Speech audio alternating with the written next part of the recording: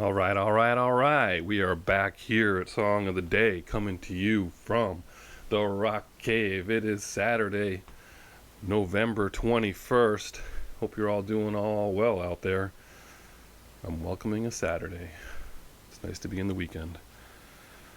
What are we talking about today? We're talking about another big record, man. It's been a great week, hasn't it? We've had so many good topics this week. But it's just keep on rolling. For today, we're going back 45 years to November 21st. On this day, 1975, this band releases their fourth studio album, and that is the band Queen. Queen puts out A Night at the Opera on this date, and this is a big record. This is a big deal, and it's going to take a few minutes to talk about it. I'll do my best to try to keep it under 10 minutes. All right, so Queen is essentially broke in 1974-75. They have no money. They have a really bad record deal, and they don't get any money really from any of their album sales. It's just a really bad situation, and so they are trying to get out of this deal, and they spend about 9 months trying to do this with lawsuits and everything else. They basically had to cancel a tour. They settled after 9 months, and they landed at EMI Electra in the U.S. is Electra, and they had to cancel a 1975 tour. It was a big deal because the tickets had already been sold. Venues picked everything, but they couldn't do it because they were no longer with that management company and label. So they basically, again, had no money, and they had to put up a lot of money for this record. And not only that, this turns out to be the most expensive album ever made at that time. And so they were just really, really broke. This record, recorded over the course of about 5 months on various locations. Let's do some of the numbers. It went to number 1 in the UK. It was number 4 in the United States. It was their first 1 million record sales in the United States. Powered by Bohemian Rhapsody, which we'll talk about. It got nominated for 2 Grammys. Ended up selling something like 6 million copies or something. I forget. I think it was 6 million. Anyway. So, this record. First and foremost, this is a huge record in my life. I just remember as kids, my brother and I playing this record non-stop for a long time. We had the cassette, and we would just play this record, all of it, every song, over and over again. Just so good. And I think you're going to be surprised at my favorite song on this record when we talk about it. This record was known for all that multi-tracking they had to do. It's got rock, heavy rock, Dixieland, jazz. I mean, they used all kinds of instruments in this record. They brought out kazoos and all kinds of things, ukuleles. I mean, it's just, the list goes on and on and on. I mean, they just anyway. So let's break it down. Let's talk about some of these songs.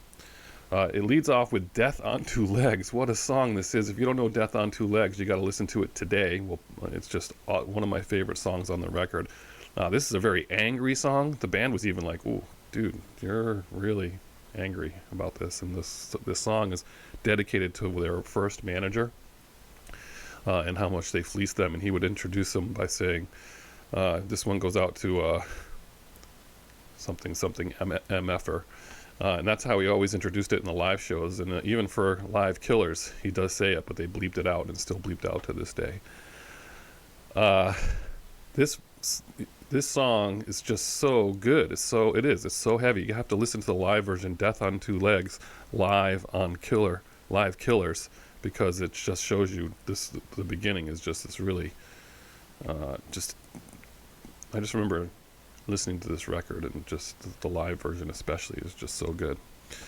Then you move into Lazing on a Sunday Afternoon, which is basically, they did a sound effect where it sounds like it's sung through a megaphone. It's a pretty short song, but it's a great song. I love this song.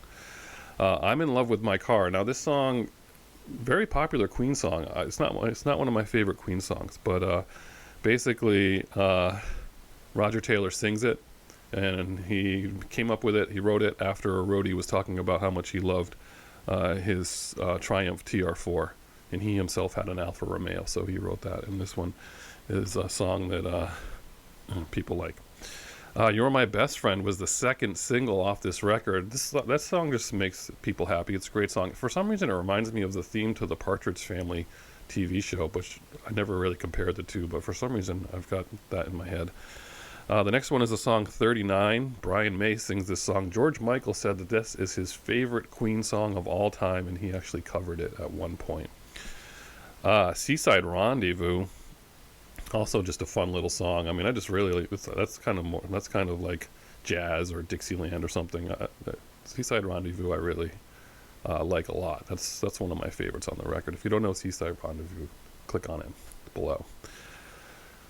All right, the next song. This is the one we're talking about. This is my favorite song on this whole record by far, and is by far the one I've listened to the most by any Queen song probably, and that is the song, The Prophet Song. A lot of you do not know this song, I would be willing to bet. It's an 8-minute long song. It's progressive rock. It's heavy, but it's mixed in with other layers, and it just goes, it's got mysticism in it. I don't know. It's just this song that just brings me back to my childhood, and I absolutely love The Prophet Song. And I was excited to play it again and listen to it last night. Love of My Life is one of the most covered Queen songs in their whole catalog. Tons of people have covered that song. If you don't know Love of My Life, check it out as well. That's a good one. Good Company is a song written by Brian May. He wrote it with a ukulele banjo, right? And he ended up performing it with a regular ukulele, but it's total Dixieland jazz. And then next we have a little song called Bohemian Rhapsody. I don't know if you've heard of it, but that's a 6-minute song written by Freddie Mercury. It spent 9 weeks at #1 in the UK, sold 1 million copies in 1 year, 6 million worldwide. The third best single of all time in the United Kingdom. Went back to #2 in 1992 as a single thanks to Wayne's World. It's been downloaded or streamed 1.6 billion times. That's B with a billion. In 2018, it became the most streamed song in the 20th century.